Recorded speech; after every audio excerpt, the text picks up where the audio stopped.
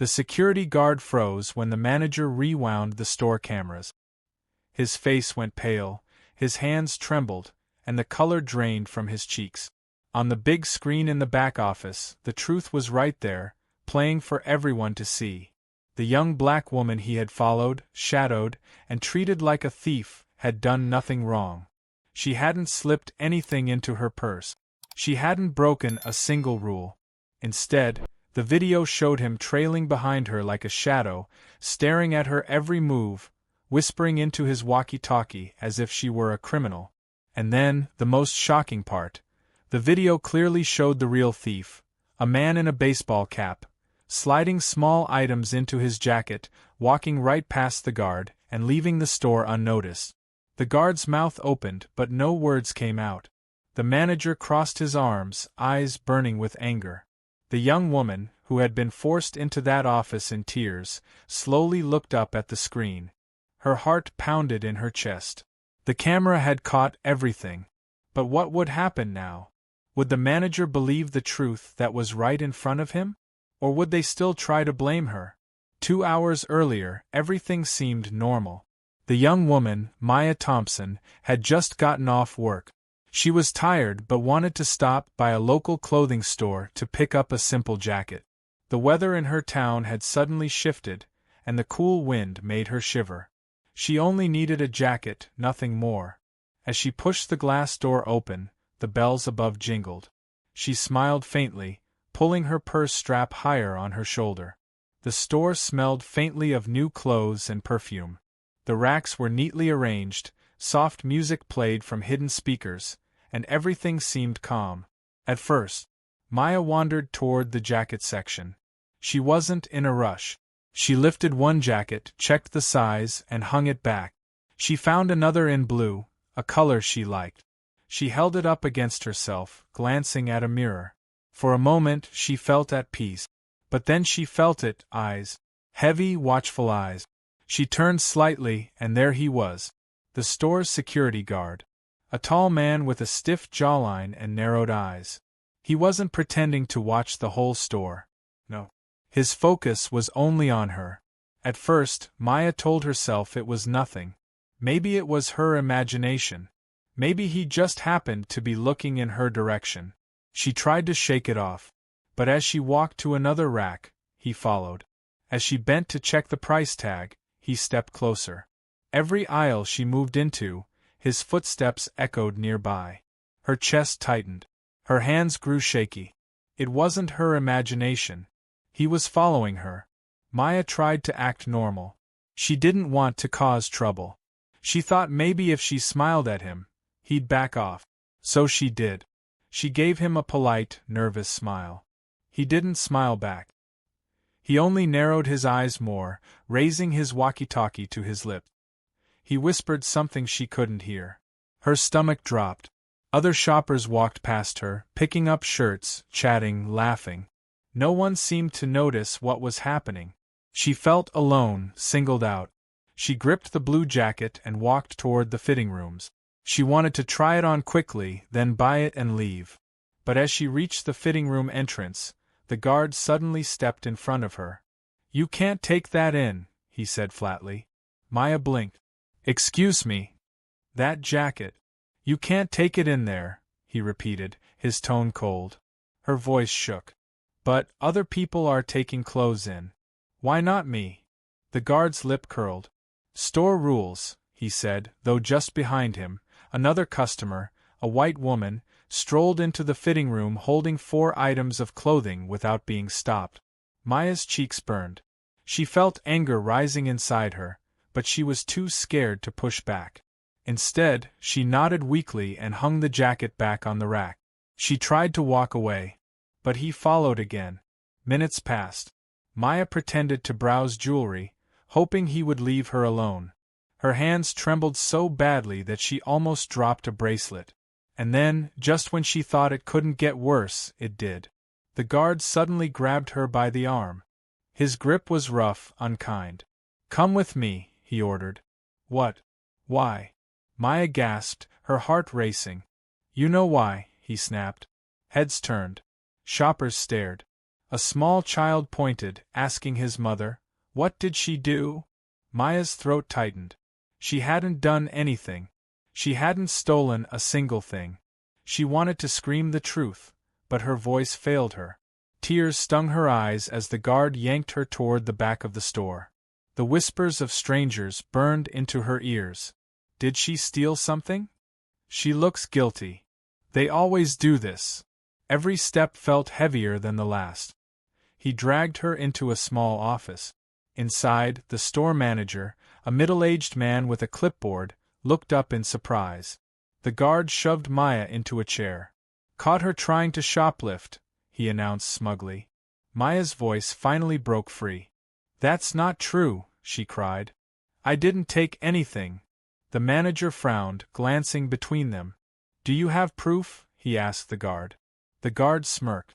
"I watched her. She's been acting suspicious since she walked in. I saw her looking at her purse too many times." "That's not proof," Maya shouted, her voice shaking. "Check the cameras, please." "I didn't do anything." The manager sighed and rubbed his temples. For a moment, Maya thought he would side with the guard. Her chest heaved with panic. Then, slowly, the manager turned toward the large monitor on the wall. "Fine," he said. "Let's take a look." The guard stiffened. "That's not necessary, It is," the manager cut him off firmly. The guard swallowed hard, his confidence flickering.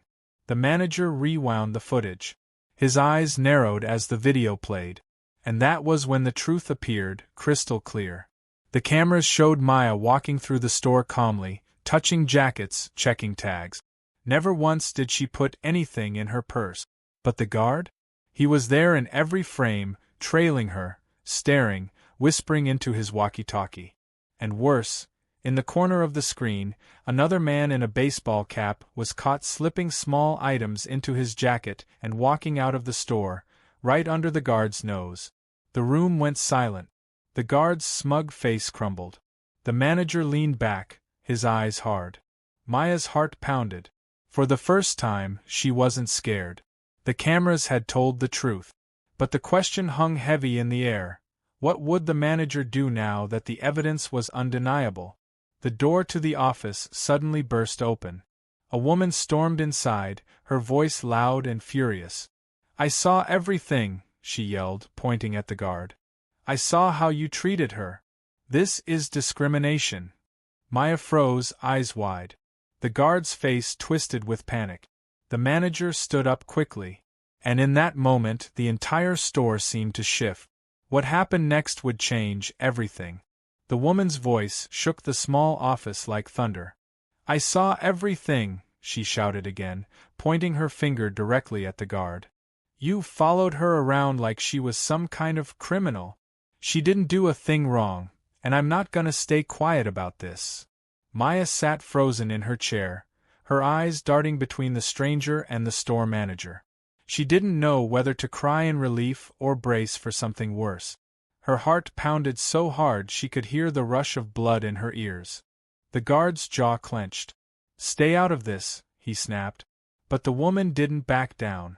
She stepped closer, her eyes blazing. "No, you stay out of this. I'm sick of watching people like you treat young black women like they're thieves just because of the color of their skin. I was right there in the aisle when you stopped her from going into the fitting room. You didn't stop anyone else. Just her." The manager raised a hand, his face tight. "Enough," he said. But his voice wasn't as steady as before. It wavered, as if he too was shaken. Maya felt a tear slide down her cheek. She quickly wiped it, embarrassed to cry in front of strangers. But the woman turned to her, softening her tone. "You did nothing wrong," she said firmly. "Don't let him make you think you did." Maya nodded weakly, unable to speak. The silence that followed was thick. The security guard's face turned red, his fists clenched at his sides. He muttered something under his breath that sounded like a curse. The manager turned back toward the screen. The paused image was still there, Maya looking at jackets, and the man in the baseball cap sneaking items into his coat. The truth was undeniable. For a long moment no one moved. Then the manager exhaled sharply. "Get out," he said, glaring at the guard. The guard blinked. "What?" I said. "Get out." The guard's mouth opened, then closed. He looked like he wanted to argue, but the manager's glare was unshakable. Finally, with a muttered growl, the guard stormed out, slamming the door behind him. Maya flinched at the sound. The woman reached over, gently patting Maya's hand. "You're okay now," she whispered. But Maya wasn't sure she believed that. An hour before all this, Maya had been in her car, humming along to the radio as she parked outside the store. It had been an ordinary day at work, full of paperwork, coffee breaks, and polite smiles. She had no idea that her quick shopping trip would turn into something that would stay with her forever. As she locked her car, she noticed the evening sky dimming into shades of orange and pink. She had planned to be home in an hour. Jacket bought, dinner heated up, maybe a movie before bed. She had no clue her name would later be whispered by strangers in that store, her face burned into their memories. Maya always tried to be careful in public places. Growing up, her parents had warned her gently about how some people might treat her differently. Stay calm. Be respectful. Never give anyone a reason to twist your actions, her mother would say. Maya hated that advice, not because it wasn't true, but because it felt unfair that she had to live by rules others never even thought about. But she followed them anyway. That night, as she grabbed a cart and walked in, she was thinking about her mom's words without even realizing it. She walked tall, smiled at the cashier by the door, and moved carefully through the aisles. She wanted to believe she blended in. Until she noticed the guard's eyes. Back in the office, the tension hadn't disappeared. The manager rubbed his forehead, sighing. "Miss, I'm truly sorry for what just happened," he said to Maya, his voice lower now. "This was a mistake." Maya swallowed hard. Her hands were still trembling. She wanted to yell. She wanted to demand why she had been humiliated in front of everyone. But her voice came out small. "A mistake? He dragged me in here. Everyone saw. They thought I was a thief." The woman next to her crossed her arms. "A mistake? That man racially profiled her. That's not a mistake. That's harassment." The manager's face tightened. He looked uncomfortable, glancing at the security camera footage again. "You're right," he admitted quietly. "I'll handle it." But Maya's chest ached with doubt. "Will you really?" she thought. The woman seemed to have the same thought. She straightened her shoulders and said firmly, "I want a record of this. She deserves it. Otherwise, this will just get brushed under the rug." The manager stiffened. "Ma'am, there's no need to escalate." "Yes, there is," the woman snapped. "This young woman was humiliated. If I hadn't spoken up, who knows what would have happened to her tonight. Don't you dare tell me not to escalate." Maya's stomach twisted. She was grateful someone was standing up for her, but the heat of the argument made her nervous. The manager sighed again, looking tired. "Fine. We'll document it." Just then, the office phone rang. He answered quickly, muttered a few words, then froze. His eyes widened. He slowly put the phone down. "That man in the baseball cap," he said quietly. "He's been caught outside. By the police. He tried to run." Maya's breath caught in her throat. The woman raised her eyebrows. "And? What does that tell you?" The manager's face turned pale. "It means," he swallowed hard, his voice shaking now. "It means the real thief was in the store the whole time. And our guard ignored him." Maya felt her heart lurch. Relief and anger twisted inside her at once. But before anyone could respond, the door burst open again. This time, it wasn't the guard. It was two uniformed police officers. Their eyes locked on Maya. "You," one of them barked, pointing at her. "Stand up." Maya's stomach dropped to the floor. Her mind spun. Why me? What did I do? She had barely found her voice when the officer spoke again. "We got a call about a possible shoplifter. You fit the description." Maya's whole body froze. "No!" the woman next to her shouted instantly. "This is wrong. She didn't do anything. I watched the whole thing. The thief was someone else. But the officer didn't look at her. His hand hovered near his belt, where his handcuffs dangled. Maya's breath came out in sharp, shaky gasps. Her chest felt tight, like the walls were closing in. She turned desperately to the manager. "Tell them," she begged. "You saw the cameras. You know I didn't do anything." The manager opened his mouth. But the officer stepped forward anyway. "Ma'am," I said, "stand up."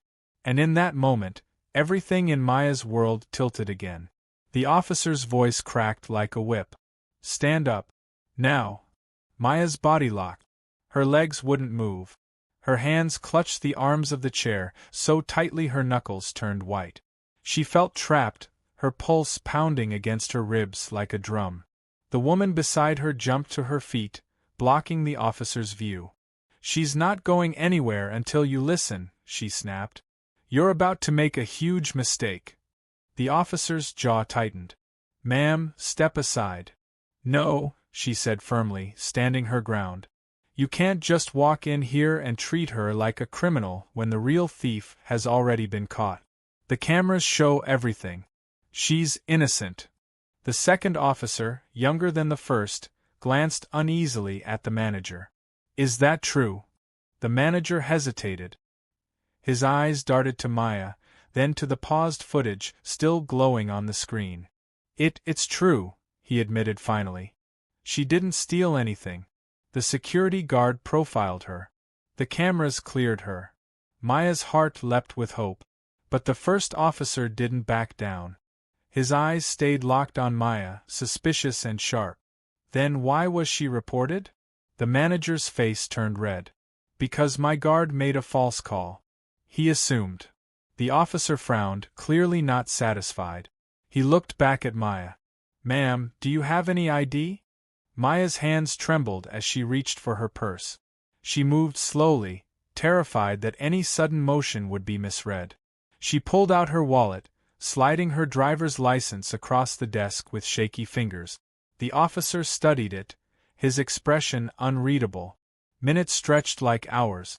Finally, he grunted and handed it back. "You're free to go," he said flatly.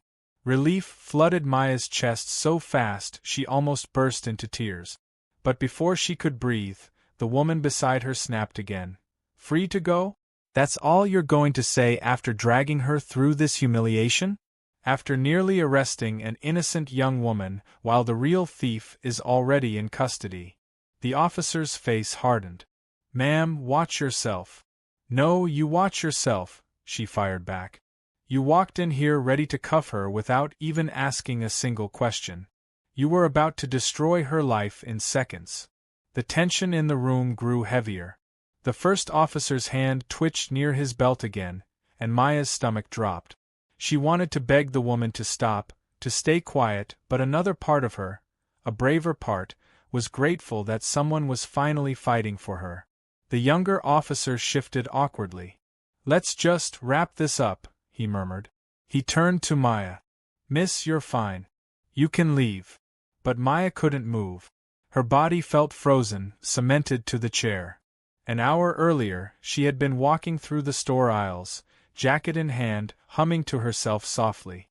She had felt so ordinary, so invisible. Now, she understood what her parents had always feared for her, that even when she did everything right, even when she followed every unspoken rule, she could still be treated like a criminal. Her mother's words echoed in her mind. "Sometimes the world will see your skin before it sees you." And tonight, that truth was alive in this office. The manager cleared his throat, breaking the silence. "I'll be writing up a full report," he said stiffly. "This won't be ignored. The guard will face consequences." Maya stared at him, her voice barely a whisper. "Do you promise?" His eyes flickered with guilt. "Yes." The woman beside her scoffed. "We'll make sure of it," she muttered. Maya finally stood, her legs weak. The police officers stepped aside, though the first one still eyed her as if waiting for her to slip up. She avoided his gaze, clutching her purse tightly against her chest. As she walked toward the door, whispers from outside reached her ears. Customers who had seen her dragged through the store were gathered, murmuring, watching. She heard fragments. Was she stealing? No, I think they got it wrong. She looked so scared. Each word stabbed her chest. When she stepped out of the office, the crowd's eyes burned into her. She wanted to disappear. The woman followed close behind, her hand gently touching Maya's shoulder for support. Keep your head up, she whispered. Don't let them see you break. But Maya's head felt heavy. Every step toward the exit felt like walking through water. Just as she reached the doors, the sound of heavy footsteps thundered behind her. The security guard. He stormed forward, his face twisted with rage. His voice boomed across the store. This isn't over. People like her think they can get away with anything. Gasps rippled through the crowd. Maya's heart slammed against her chest. The woman beside her turned sharply, ready to fire back. The manager rushed forward, shouting for the guard to stop. But the guard didn't stop. He reached for his walkie-talkie, shouting into it. We got a runner. Black female, mid-20s, heading for the door. Maya froze in place, her breath choking in her throat.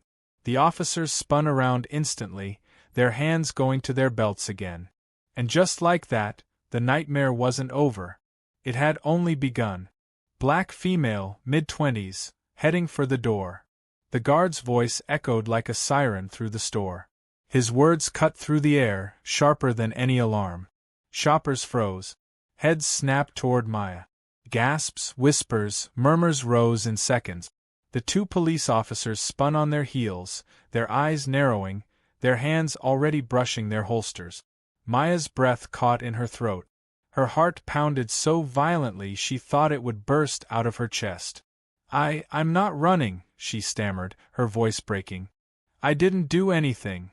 The woman beside her flared with fury. She stepped in front of Maya again, arms wide, shielding her like a wall. This is harassment, she shouted. You've got the wrong person, again. The younger officer hesitated, his eyes darting between the guard and Maya. But the older one moved forward, his voice sharp. Ma'am, step aside. No, the woman snapped. She is not leaving this store in handcuffs for something she didn't do. The crowd thickened.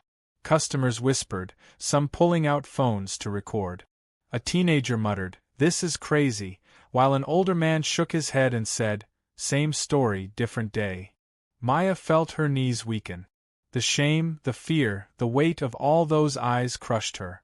It didn't matter that she was innocent. It didn't matter that the cameras had proved her innocence just minutes ago. One angry man's lie had painted her guilty again. Her chest rose and fell rapidly. She whispered, almost to herself, "Why is this happening to me?" Hours before, Maya had walked into that store with nothing but a quiet plan. Find a jacket, pay, go home. She had thought about dinner, about her favorite TV show waiting for her, about calling her best friend later. She had thought about normal things, safe things. She had never imagined being dragged into an office, accused, shamed, and now threatened again in front of strangers. Her mother's words pressed into her heart harder now than ever. The world will not always give you the benefit of the doubt. Sometimes it will put guilt on you before you even speak. And here she was, living that truth. The manager finally stepped forward, his voice booming louder than before. "Enough," he barked. "Officer, stop. She's innocent. We've already confirmed it on the cameras." The older officer frowned. "Then why is your guard saying otherwise?" "Because he's lying," the manager roared, pointing at the guard. "He's been lying since this started. I have it all on video. You want proof? Come see for yourself." The guard's face twisted, his anger spilling over. "Don't you dare." The woman beside Maya cut him off. "Oh, they will. And if they don't, I'll take this story public so fast your whole store will be on the evening news." Her words sliced through the tension. A murmur of agreement rose from the crowd. Someone shouted, "Yeah, we saw her. She didn't do anything." Another yelled, "Check the cameras." The older officer's jaw clenched, but the younger one finally spoke. Maybe we should look at the footage again. The guard's face darkened, his jaw twitching with rage. His hand tightened around his walkie-talkie, like it was the only weapon he had left. Maya's heart thudded. She wanted to believe the nightmare was ending. She wanted to believe reason was finally breaking through. But the guard's next move shattered that hope. He lunged toward her. Gasps erupted from the crowd. The woman screamed, shoving herself in front of Maya once more. The officers shouted at the same time, one pulling out his taser, the other reaching for his cuffs. Maya stumbled back, her chest heaving, her ears ringing. In that instant, everything spun out of control. Her whole life flashed before her eyes. The family dinners, the college graduation, the nights she laughed with friends until her stomach hurt, the quiet evenings at home with a book and a cup of tea. And now this, strangers pointing, police shouting, a guard lunging, all because she dared to walk into a store and shop like anyone else. She wanted to scream, "Why me? Why again?" But all she could do was freeze. The guard's hand stretched out, inches from her arm. The officers shouted louder. The crowd's voices swelled, phones flashing as cameras recorded. And then, a loud voice boomed through the store's speakers. Security breach recorded. Video uploaded. Everyone froze. The store's surveillance system had triggered an alert, sending the footage, the proof, to a cloud server. The words glowed on the monitor near the ceiling for all to see. And just like that, the truth wasn't hidden in a back office anymore. It was everywhere. Security breach recorded. Video uploaded. The robotic voice echoed through the store, bouncing off the walls, silencing the chaos.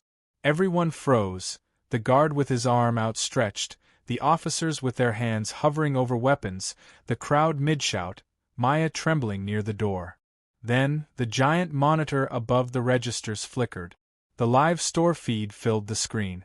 The footage played in front of everyone. There was Maya, walking calmly through the aisles. Her hands empty. Her purse zipped shut. Her movements slow, careful, deliberate. There was the guard, trailing her like a shadow. Standing too close. Whispering into his walkie-talkie. Blocking her from entering the fitting room. Grabbing her arm. Dragging her through the store. And there, in clear view, the man in the baseball cap slipping items into his jacket and striding out the front door without so much as a glance from the guard. Gasps ripped through the crowd. A woman in the back shouted, "Oh my God, it wasn't her." A man muttered, "He went after the wrong person on purpose." Another voice chimed in, "This is racial profiling." Maya's stomach twisted as the whispers spread like wildfire. Her shame turned to something else, something hotter, stronger. Anger. The truth was out. Everyone could see it. She wasn't the thief. She was the victim. The guard's face turned crimson. His jaw clenched so hard a vein bulged in his neck. "Turn that off," he bellowed, rushing toward the counter. "Shut it down." But it was too late. The system had done its job. The footage had been sent out, stored, shared, untouchable. Even if the screen went black, the proof was already alive in the cloud. The manager stepped forward, his voice booming. "Enough. You're finished. Get out of my store before I have you arrested." The crowd erupted in applause. Cheers, whistles, and claps thundered through the aisles. People raised their phones, filming, capturing every second. The guard spun around, his wild eyes landing on Maya. "You," he hissed, pointing at her. "This is your fault." Maya flinched backward, but the woman at her side stepped between them. "Don't you dare," she snapped. "You put her through hell. You humiliated her. You tried to destroy her life. And now the whole world knows." The guard's fists trembled at his sides. The older officer grabbed his arm before he could lunge again. "That's enough," the officer said firmly. "You're done here." For a moment, the guard resisted. His chest heaved, his breath sharp and ragged. But then he yanked his arm free, his face twisted with rage. "This isn't over," he growled, before storming out of the store, shoving past customers who booed and shouted at him. Maya stood frozen, her heart still racing. The crowd's cheers didn't feel like victory to her. They felt overwhelming heavy. She wanted to melt into the floor, to vanish, to breathe without everyone's eyes drilling into her. The woman at her side squeezed her shoulder. "You're okay now," she whispered. But Maya wasn't sure. Her mind replayed the guard's last words. This isn't over. What did that mean? Would he come after her? Would he try to twist the story again? The fear coiled inside her like a snake, refusing to let go. The manager turned to Maya, his voice softer now. "Miss Thompson, I don't know how to begin apologizing for what just happened." Maya swallowed hard, her throat raw. "You let him do this," she whispered. "You watched him drag me. You let it happen until the cameras forced you to see the truth." The manager flinched. "You're right," he admitted, shame in his eyes. "And I will make it right. That man will never work here again. I'll make a statement, I'll put it in writing. Whatever it takes." Maya stared at him, her chest rising and falling. She wanted to believe him. She wanted to believe this nightmare could finally end. But a small voice inside whispered, "What if it doesn't?" Slowly, the crowd began to thin. Some people left, shaking their heads, muttering about what they'd seen. Others lingered, recording interviews on their phones, whispering about posting it online. The woman at Maya's side finally introduced herself. "I'm Erica," she said gently. "And you're Maya, right?" Maya nodded weakly. "Listen, Maya. You don't have to go through this alone. I'll back you up. If this video spreads, and it will, people are going to want to know your story. And I'll stand right beside you when you tell it." Maya's lips trembled. She wanted to say thank you, but the words stuck in her throat. Instead, she nodded again, tears welling in her eyes. Outside, the night air was cool and sharp. Maya stepped into it, her body shaking with exhaustion. Erica walked with her, protective, steady. For the first time all evening, Maya felt the open sky above her. No ceiling. No cameras. No eyes piercing into her. Just air. But her relief lasted only seconds. Because as she walked toward her car, a shadow shifted nearby. A figure leaned against a lamppost, half hidden in the dark. It was him. The guard. His eyes glinted in the dim light, locked on her. His arms crossed, his mouth curved into a thin, dangerous smile. "You think this is over?" he called out, his voice low and venomous. "You don't know what's coming." Maya froze, the night swallowing her breath. Erica stepped forward, fists clenched, ready to confront him. But before either of them could move, the guard slipped into a black car parked by the curb. The engine roared, the tires screeched, and the car sped off into the darkness. Maya's body shook violently. Her knees nearly buckled. Erica grabbed her arm, steadying her. "Don't you worry," she said fiercely. "He's not going to get away with this." But deep down, Maya wasn't so sure. She slid into the driver's seat of her car, hands trembling on the wheel. Her reflection in the rearview mirror startled her, eyes wide, face pale, fear etched into every line. Her phone buzzed in her purse. She fumbled it out, and her stomach dropped when she saw the screen. A notification from a social media app. Viral video. Black woman falsely accused in store, watch now. Her face filled the thumbnail. Her nightmare had already gone public. And the whole country was about to see it. Maya's hands trembled as she stared at her phone's screen. Her face. Her voice. Her humiliation. It was already out there, bouncing across the internet like wildfire. The notification wasn't just from one platform. They kept stacking, one after another. Local woman harassed in store. Security footage proves innocence. Racial profiling caught on camera. Guard ignores real thief. Watch. Innocent shopper dragged, humiliated. Her heart hammered. Her mouth went dry. It was too late to hide. The whole world was watching. Erica leaned over, glancing at the screen. "It's already gone viral," she murmured. "This might actually be good, Maya. People are finally going to see what happened. They can't ignore it now." But Maya wasn't sure. She imagined strangers dissecting every detail, judging her clothes, her voice, the way she had cried in that chair. Would they believe her pain, or would they twist it, blame her, say she looked suspicious after all? Her chest tightened. She wanted to disappear. By morning, the video had millions of views. News outlets replayed it on a loop. Commentators debated on live TV. Hashtags with Maya's name trended across platforms. Some voices were cruel, strangers insisting she must have done something wrong, or mocking her tears. But thousands more were loud, angry, and clear, demanding justice, demanding accountability, demanding change. And in the middle of it all, Maya's phone rang nonstop. Journalists, activists, lawyers, even celebrities reaching out. Her voicemail overflowed. Her quiet life was gone. 2 days later, she sat in a press conference, the cameras flashing bright and blinding. Erica sat beside her, fierce and steady. A civil rights attorney stood at the podium, speaking into the microphones. This young woman was profiled, harassed, and humiliated for one reason: the color of her skin.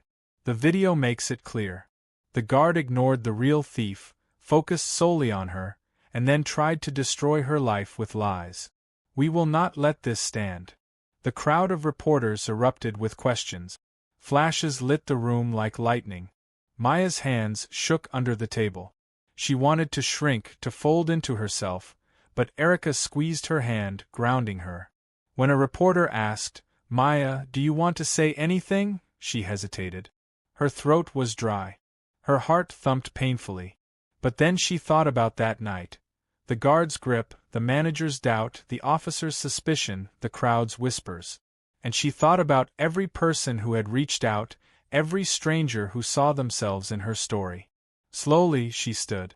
Her voice trembled at first, but it grew stronger with each word. "I walked into a store to buy a jacket. That's all. But instead I was followed, judged, accused, dragged like a criminal. Not because of what I did, but because of who I am. And I'm tired. Tired of being treated like less. Tired of being seen as guilty before I'm even asked a question. What happened to me wasn't just about one guard.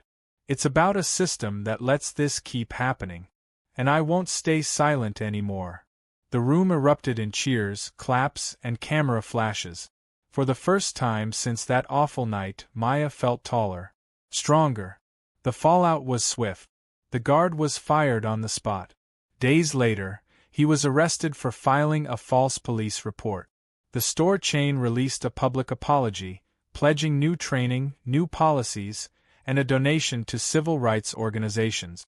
The police department, under pressure from the viral video, opened an internal review of the officers who nearly cuffed Maya without evidence.